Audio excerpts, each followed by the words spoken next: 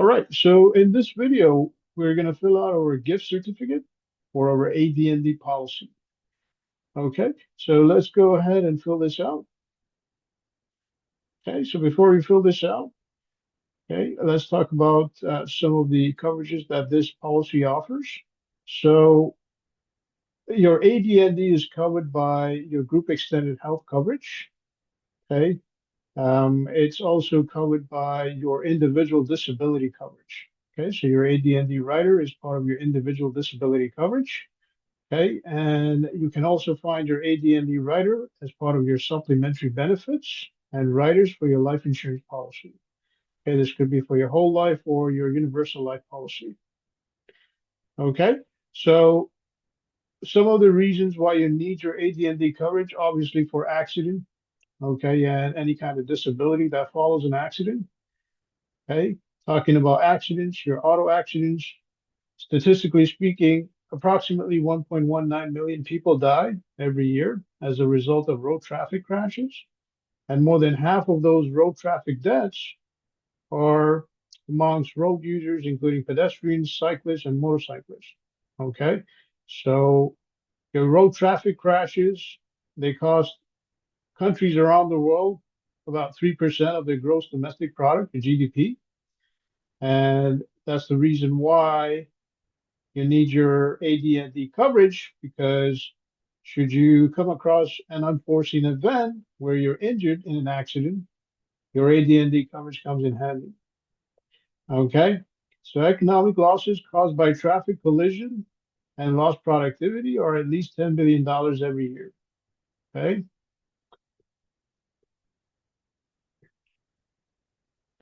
so auto accidents, fatalities, and injuries. Okay, so if you talk about fatalities, okay, even though fatalities and injuries are becoming less and less common because of the amount of awareness out there, as well as vehicle features, safety features mainly. Okay, even though these accidents are becoming less common, we do have accidents every now and then. Okay, and statistically speaking, okay, back in 2022, as per Stats Canada, okay, you had a total of 1,746 fatal accidents. Okay, not to mention you had about 89,787 personal injury claims as part of collisions. Okay, so in general, fatalities and injuries are becoming less and less common. Okay, however, we do have fatalities even today. Okay,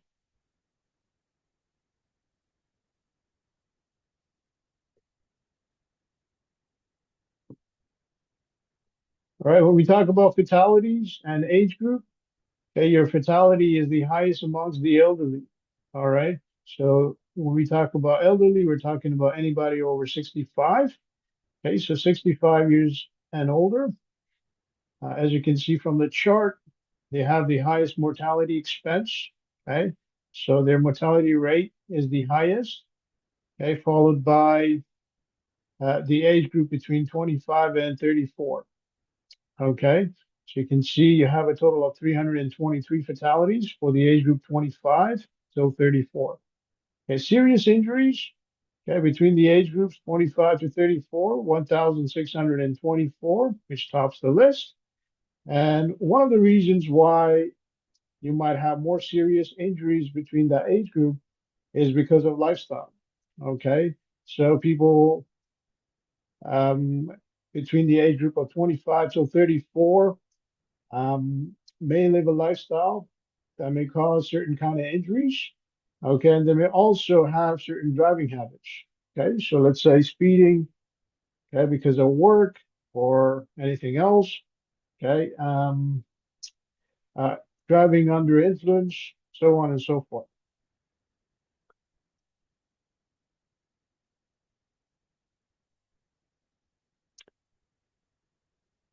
Okay, so auto accidents per user class. All right. So in general, okay, the percentage of fatalities among drivers, passengers, pedestrians, and cyclists is going down. Okay, with the exception of motorcycles. Okay, as you can see from the chart over here. And again, this chart was taken from Stats Canada. Okay, so you can see the number of fatalities in terms of drivers was 941 in 2018, and it went up to 952 in 2022. Okay. Whereas, okay, a total of 337 passengers passed away in 2018. And this basically went down up till 2021 and climbed back up again in 2022, up to 316. Okay. Pedestrians, same story. Cyclists, okay, back and forth. Okay. Motorcyclists, you can see the number of motorcyclists, okay, has gone up. Okay. The injuries and the fatalities for motorcyclists has gone up. As you can see, for 2018, the total number of motorcyclists were 207. In 2022, this number went up to 258. Okay.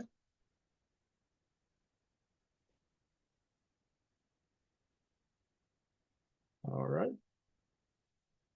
Well, we talk about fatality per motor vehicles registered.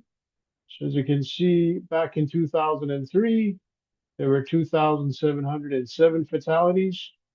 Okay. And in 2022, this number went down to 1931. So 1,931 fatalities altogether. Okay. Fatality rate back in 2003, the rate was 1.47. And this rate basically went down to 0.73. Okay. This is back in 2022.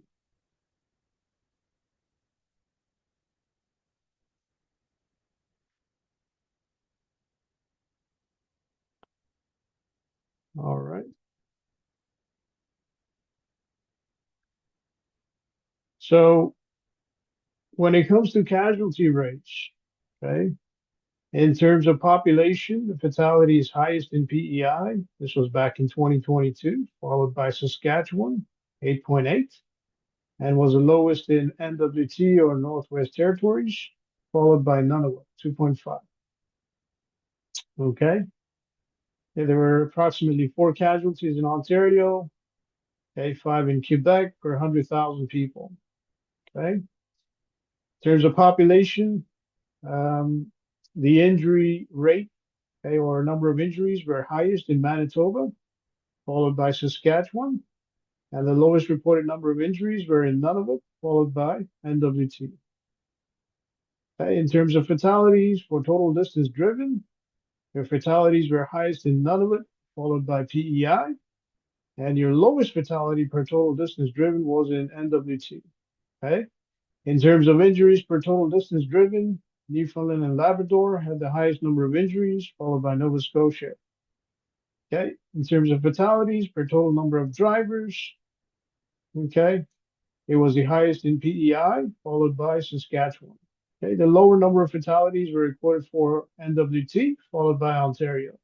Okay, which makes Ontario a considerably safe place to drive, so to speak. And in terms of injuries per total number of drivers, Manitoba had the highest number of injuries in 2022, followed by Saskatchewan. Okay, the lowest number of injuries was basically in Nunavut, followed by NWT. Okay. Now, in terms of road class or road user class, rather, the highest fatality and the injury rate was between drivers, okay, followed by passengers and pedestrians. As you can see over here, the total number of fatalities for drivers was 49.3, followed by passengers, 16.4, and finally you have pedestrians, 15.2. Okay, when it comes to auto accidents and seatbelts, okay, so as you can see over here, you have a percentage of driver and passenger fatalities when victims weren't using a seatbelt between 2018 and 2022. Okay, so your passenger fatality, as you can see, is higher than your driver fatality. Okay, and one reason could be because your driver is more alert and knows what's going on the road, and also because of vehicle features like your safety bags. Okay, um, so the fatality and serious injuries were higher amongst passengers without a seatbelt.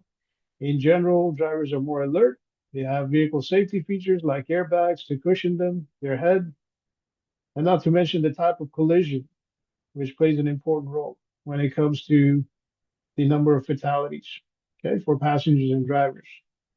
Okay. So it could be a T-bone collision, it could be a rear collision, it could be a front collision, it could be a side swipe.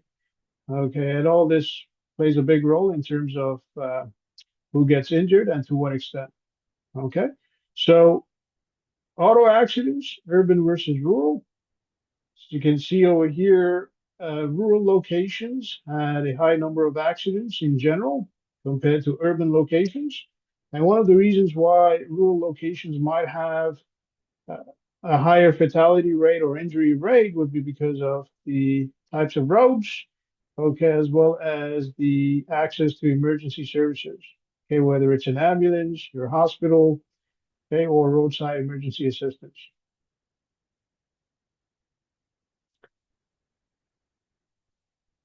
All right. Okay, your driver versus passenger fatalities by age group. Okay, so in 2022, your fatality rate amongst drivers and passengers was the highest. Okay, this is amongst the elderly, 65 years of age and above. Okay, so since the elderly, they do have a weakened immune system in general, okay, weak bones, organs, so on and so forth. Okay, it might explain the higher mortality rate, followed by the age group between 25 and 34 because of their lifestyle, occupation, so on and so forth. Okay.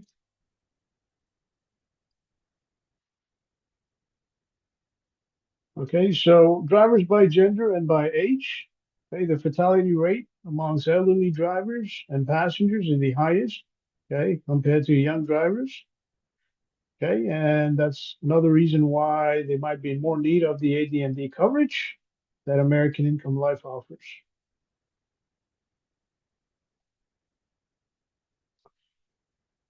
All right, so drivers and vehicle types. Number of vehicles and drivers are going up as time passes by. Every year, the number of total light duty vehicles, commercial vehicles, and motorcycles is more than the year before. And as a result, the demand for life insurance, disability coverage, and AD&D is going up.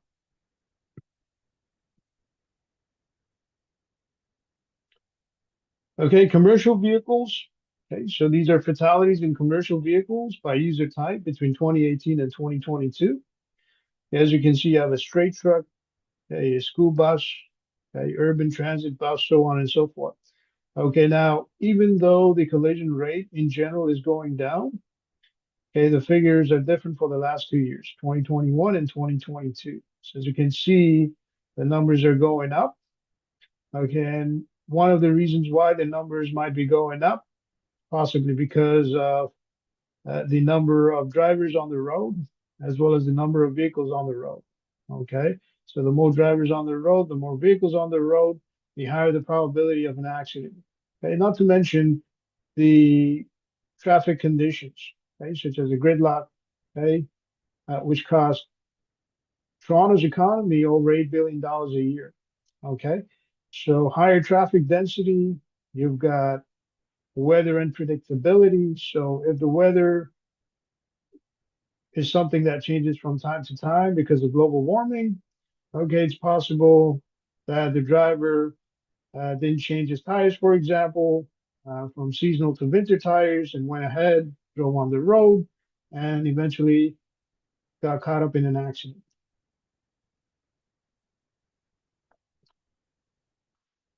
Okay, so contributing factors in fatal collisions. Okay, so human factors in fatal collisions, they seem to be on top of the list. And this is followed by impairment or driving under the influence.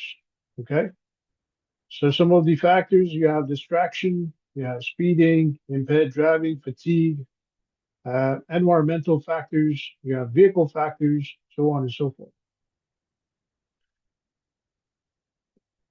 Okay, so according to federal government stats, about 2% of car accidents are caused by mechanical failure. Okay, typically the failure is from inadequate maintenance or faulty parts. Okay, regardless of the cause, mechanical failure can cause a motorist to lose control of the vehicle, sending them into innocent pedestrians and motorists. Okay, so this is a reason why you might have an auto accident. Okay, if you have mechanical issues in your car. Okay, as per the study conducted by NHTSA.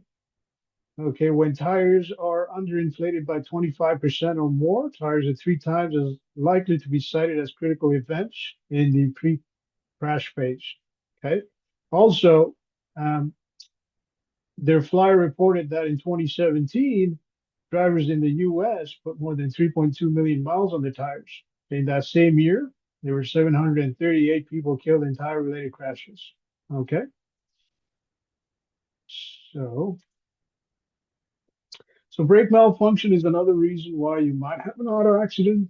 Okay, so it's not surprising that air brake deficiency is cited as one of the major factors in truck crashes, according to 2006 large truck crash causation study.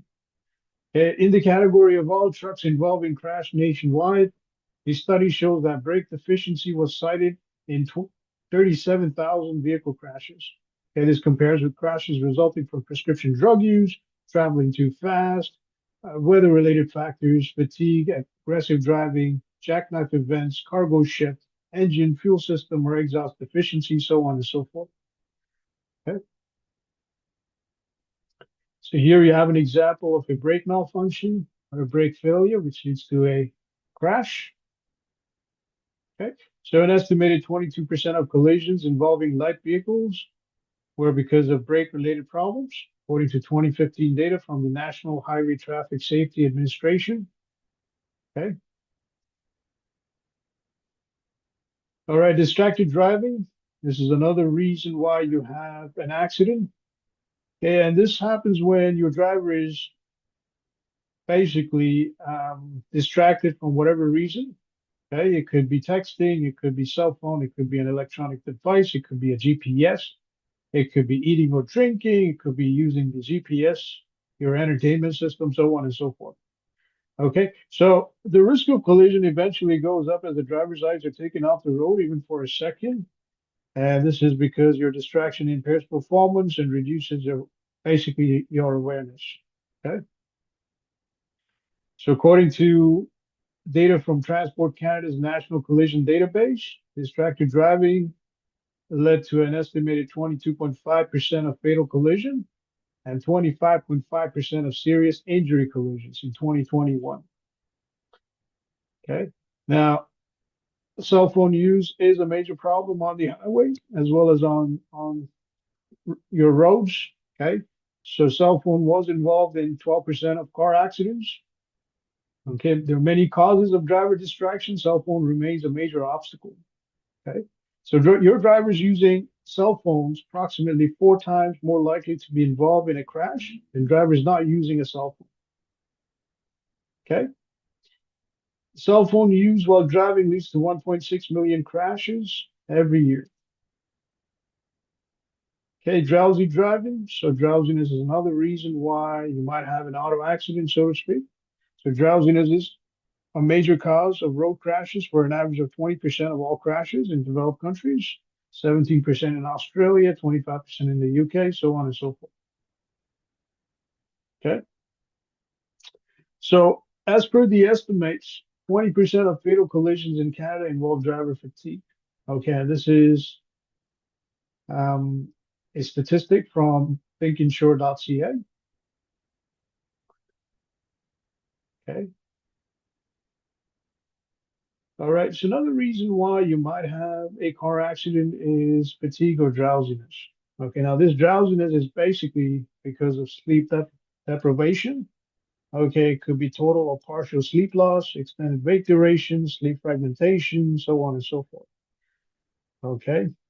So according to Canadian Council of Motor Transport, fatigue is a factor in up to 21% of motor vehicle collisions, which led to about 400 deaths, 2,100 injuries every year. So at 21%, fatigue would rank as the third highest cause of collision behind alcohol impairment and speed aggressive driving.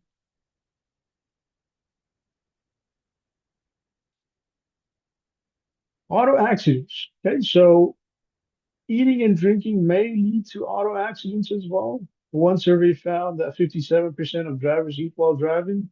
Okay, and that's another reason why you might have more accidents on the road. Okay, so 21% of all fatal car accidents are caused by a phone or another electronic device. Okay, so auto accidents, eating, drinking, and other causes. Okay, so other causes would be things like social media, your instant messaging, email and internet browsing, your entertainment apps, okay, so on and so forth.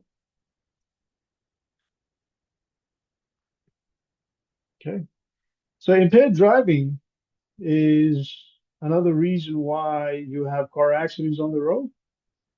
Okay, so statistically speaking, in 2019, impaired driving under the influence was a major cause of car accident, roughly 23.1% of fatal collisions, okay, so on and so forth.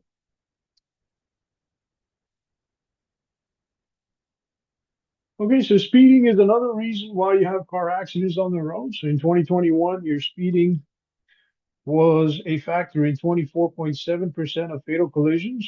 Okay, this is more than any single factor. Okay, any single factor. Winter driving. Now, driving in winter, whether it's in snow, whether it's on ice, okay, so on and so forth, can be a challenge for both vehicles and the drivers. So nearly 30% of car accidents in Canada, they happen on snowy or icy roads.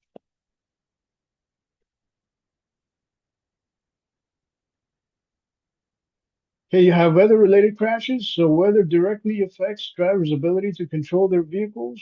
Increased crash because the weather is quantified in multiple ways, leading to different estimates. As per Transport Canada's motor vehicle traffic collision stats in 2021, approximately 18% of fatal collisions they happen in adverse weather, okay, or slippery roads. Okay, about 21% of motor vehicle crashes are weather related. 70% they happen on wet pavement. 46% they happen during the rainfall. 18% during the snow. 16% on snowy or slushy pavement, 13% on icy pavement, 3% fog, so on and so forth. Criminal negligence, this is another reason why you have auto accidents. Okay, around 1 in 12 pedestrian fatalities, they involve a hit and run. Okay, and this stats is from Stats Canada as well. Okay, other factors. Okay, so this could be uh, not using your rear view camera in a parking lot. Okay, so the Insurance Institute for Highway Safety, they estimate that about 20% of vehicle accidents that cause damage take place in parking lots. Okay, one of the major sources of parking lot damage. It happens when backing out of a parking spot. Okay, but this number is expected to drop following a recent Transport Canada regulation. Okay, okay, so basically, that's all there is to it for auto accidents. Okay, um, and this is another reason why you might need your AD&D. And as far as American Income Life is concerned, we're offering a $2,000 gift certificate for AD&D coverage for anything from an auto accident to workplace injury. Okay. So when you talk about workplace injuries, nearly 3 million workers die every year because of work-related accidents and disease, which is an increase of more than 5% compared to 2015. Okay. All right. When we talk about injuries, there were a total of 18,131 disabling injuries. Okay. And this was an increase of 10.9% from 2021.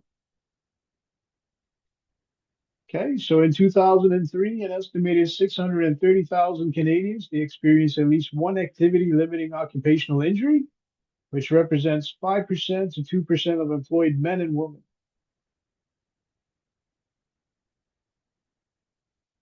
Okay, so when you talk about workplace injuries and mechanisms, you've got two mechanisms.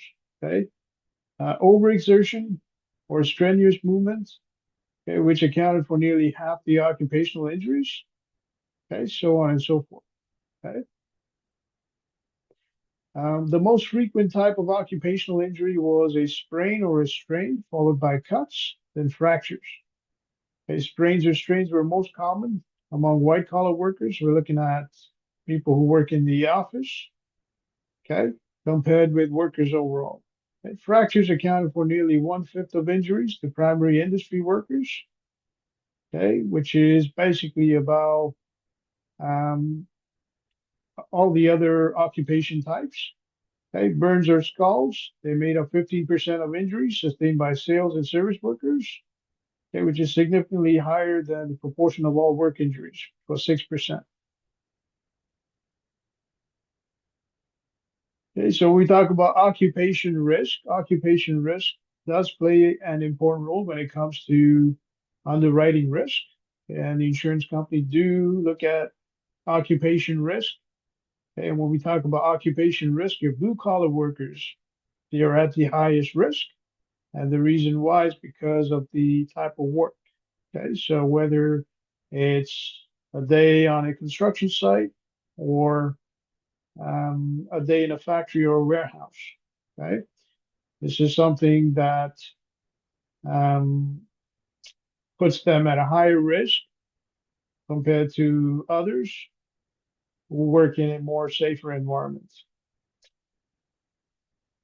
Okay, so statistically speaking, close to 1 in 9%, this is 1 in 10, in trades, transport, and equipment operations sustained an on-the-job injury, more than 4 times the rate of those employed in business. Okay, people employed in processing or manufacturing or in primary industries were also at a higher risk of work injury relative to the total workforce. Okay, in white collar occupations, healthcare workers were more likely to be injured, which is about 3% compared to all white collar workers combined. And those in business, finance, or admin had a significantly lower likelihood of injury. In the sales and service group, 7% of those employed as chefs and cooks were injured, significantly higher than the proportion of all workers in that group. Okay, among workers in trades, transport, and equipment operation, a high share, 13% of machinists, metal formers, shapers, and erectors were injured on the job. And the risk was also high for mechanics compared to all the workers in the category. Okay, so again, when we talk about occupation risk, okay,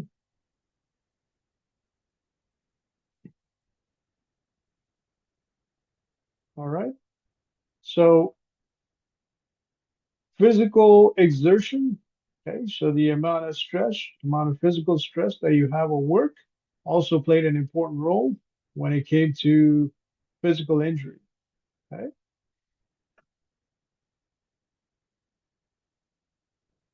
all right. So for men, the number of hours worked per week was associated with injury. Okay, the likelihood of injury was greater for men who worked 35 or more hours compared with those who typically work fewer hours. Furthermore, the results they suggested a gradient in risk corresponding to hours of work. And this was consistent with previous research showing that the jobs routinely requiring overtime increase the risk of occupational injury. Okay, both men and women with a regular daytime schedule were at significantly lower risk of injury compared to those who worked other shifts. Okay, so apart from that, you have your worker's lifestyle. So personal lifestyle also plays an important role when it comes to stress. Okay, so among men and women who reported that on most days their lives were extremely stressful, the likelihood of injury was significantly higher than those reporting lives that were not at all or not very stressful. Employment income. So employment income is another reason why employees get injured on work, okay, or at work. Okay, so the amount that workers are paid is another aspect of the organizational work. Among men with annual earnings of $60,000 or more, 3% were injured on the job, which is quite less for men with income less than 60K. Okay, so when it comes to age, okay, age does play an important role when it comes to occupational injuries. And one of the reasons why age does play an important role is because of the impact of the injury itself. Okay, so let's say somebody who's over 40 years of old, you're 40 years of age rather, excuse me, 40 years old, okay, he's going to have, or he's going to suffer a lot less, okay, than somebody who is under 40 years of age, okay? So, okay, somebody who is over 40, okay, the spinal cord, for example, is going to take a much bigger hit than somebody who's under 40. Okay, workplace and occupational injuries, your education.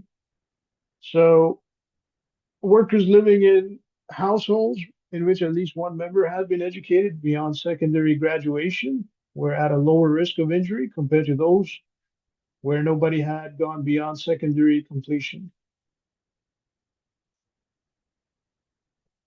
Okay, health related risks, so cardiovascular disease, for example.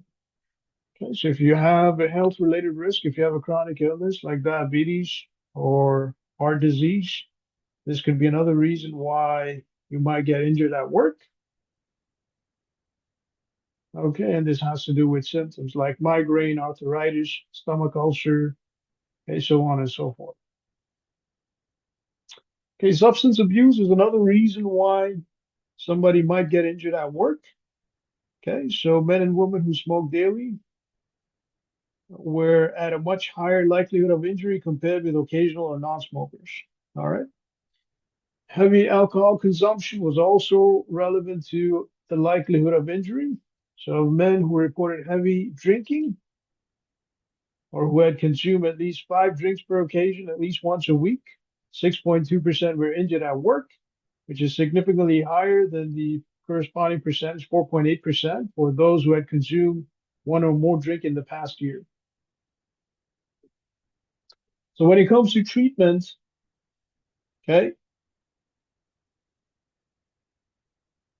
2/3 of people injured at work sought treatment, which is really high compared to the proportion of people injured during sports, okay, or while performing household chores. Okay, okay. 15% of people who sustained such injuries were hospitalized, compared with 1% of those who had other types of injuries. Okay, so based on this definition, 20% of work injuries were more serious, okay, which is below the proportion for injuries during other activities. Okay, so workplace injuries, slip and fall accidents is one of them. As per statistics, okay, slip and fall injuries, they represent over 40% of preventable injuries that happen in Canada, according to stats. And to put that into perspective, over 42,000 Canadians are injured every year because of slip and fall. Okay, so according to Canadian Center for Occupational Health and Safety, 30, excuse me, 34% of falling accidents, they occur from a higher level to a lower level, and 66% they happen on the same ground level. Okay, you also have your forklift accidents when it comes to industrial vehicles. So forklift accidents, they're a significant safety concern in Canada, as per the Association of Workers' Compensation Boards of Canada, or AWCBC. Forklifts are involved in approximately 10% of workplace fatalities, 5% of serious workplace injuries, so on and so forth.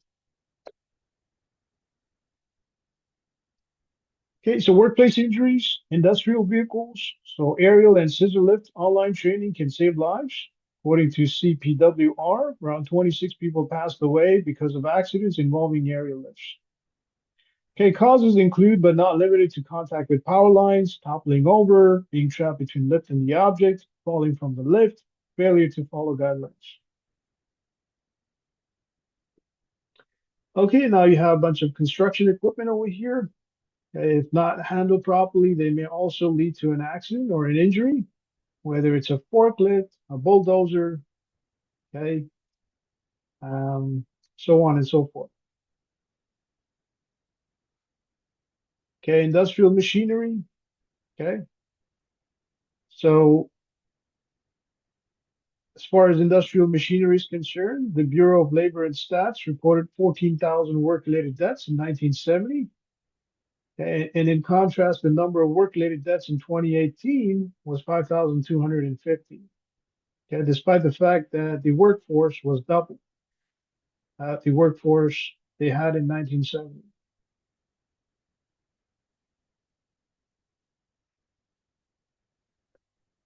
Okay, so workplace injuries from tools. Okay, okay, statistically speaking, nail guns they cause 37,000 emergency room visits per year. Okay, lawnmowers they cause 37,000 hospital visits a year. Okay, chainsaws 36,000 ER visits. Stationary table saws 29,000. Snow blowers, okay, roughly 19 deaths. Okay, rotary saws 10,600.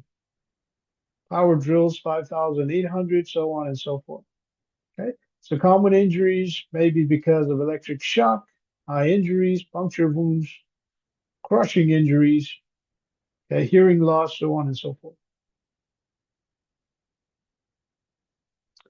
Okay, so disability rate as per province and age. So the rate of disability it went up from 2017 to 2022. Okay, as per the new findings from 2022 survey on disability, it showed that 27% of Canadians aged 15 years and older, or 8 million people, had one or more disabilities. All right. Injury and hospital visits. The injury rate or percentage was highest in Ontario, followed by Quebec and BC. Emergency room. Children aged 1 to 14 had the highest number of emergency room visits from sports and home relevant activities. Okay, so impact on economy. Okay, as far as I understand, that statistically speaking, the total economic burden of injury in Canada was at $29.4 billion in 2018. Okay, which covers $20.4 billion from healthcare expenditures and $9 billion in indirect costs. Okay. In 2010, the cost of unintentional injuries was at $22.1 billion, intentional at 4.1, and injuries of undetermined intent at 0.46 billion. Okay, this is a breakdown as to how these injuries occurred.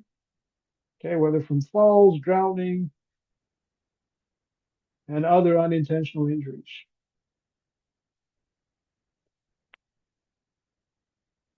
Okay, AD&D coverage. Plans that cover AD&D. Okay, so again, going back to our AD&D coverage, for all the stats, for all the injuries, and for all the conditions that lead to disability. Okay, your AD&D is offered by your group extended health coverage. It's offered by your individual disability coverage, and is also offered by your life insurance policy. Okay, this would be as a rider, okay, whether for a UL policy or for a whole life policy. Okay, so your individual and group extended health coverage. Okay, this is a chart as to how you get paid. Should you lose a body, part, okay, or your life in general. Okay, so loss of life, 100%. Okay, loss or loss of use of two limbs, 100%. Okay, loss of one arm and one leg, or one leg, either one of those two. This would be 75%. Complete loss of sight in both eyes, 100%. Complete loss of sight in one eye, 67%. Loss of hearing in both ears, 75%.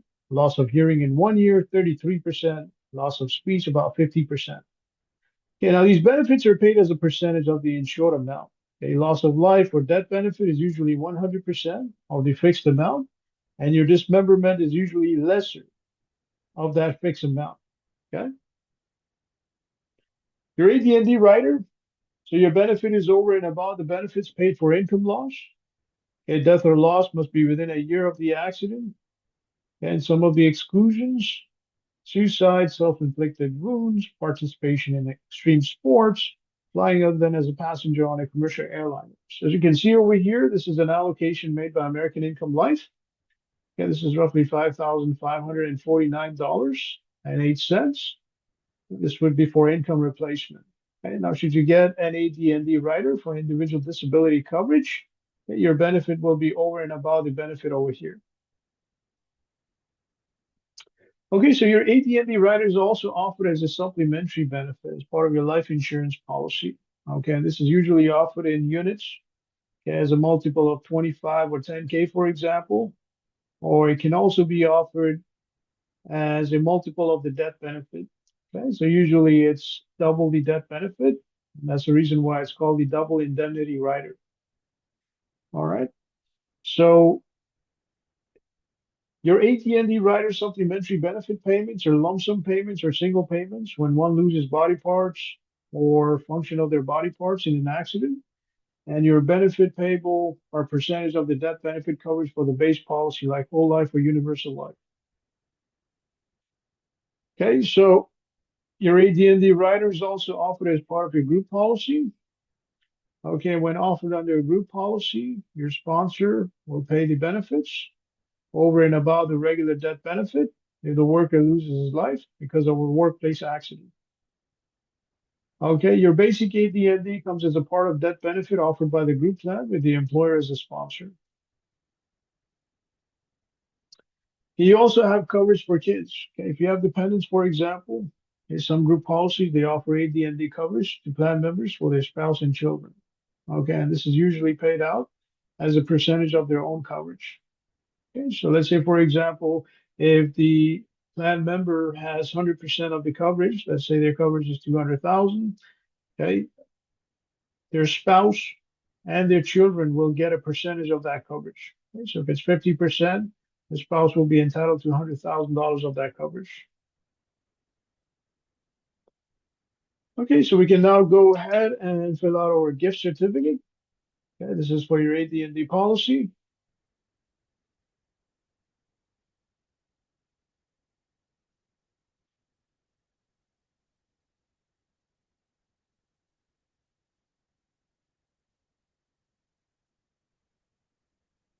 Okay, all right. So,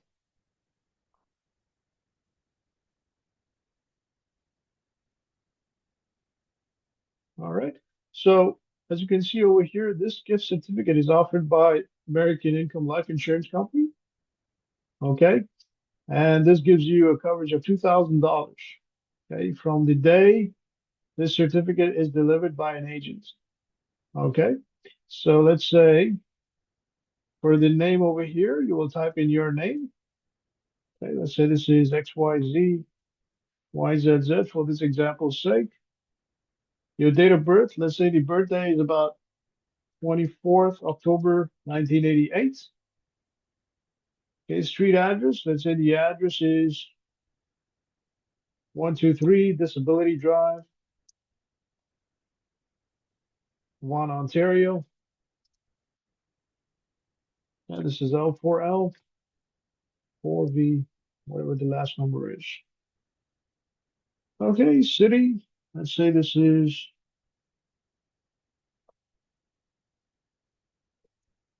okay, one. Okay, Ontario. Okay, postal code L4L, 4V, okay, whatever the last number is.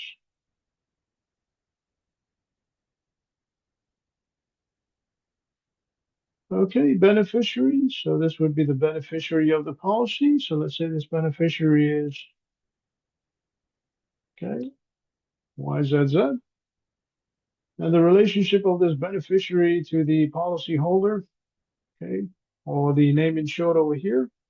Let's say this person is a family member. Okay, so sponsor's name. Okay, so your sponsor could be your employer, for example. Okay, let's say the employer's name is,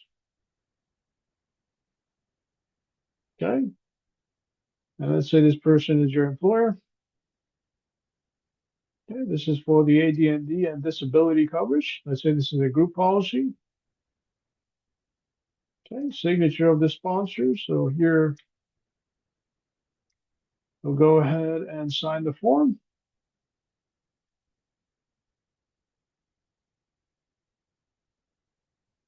All right, and the date this certificate was delivered. Okay, so when we talk about delivery, we're going to go ahead and type in a date over here. Okay, so let's say the date is 15/10/2024. Okay, agency, let's say the agency is TTT, Insurance Brokers Limited.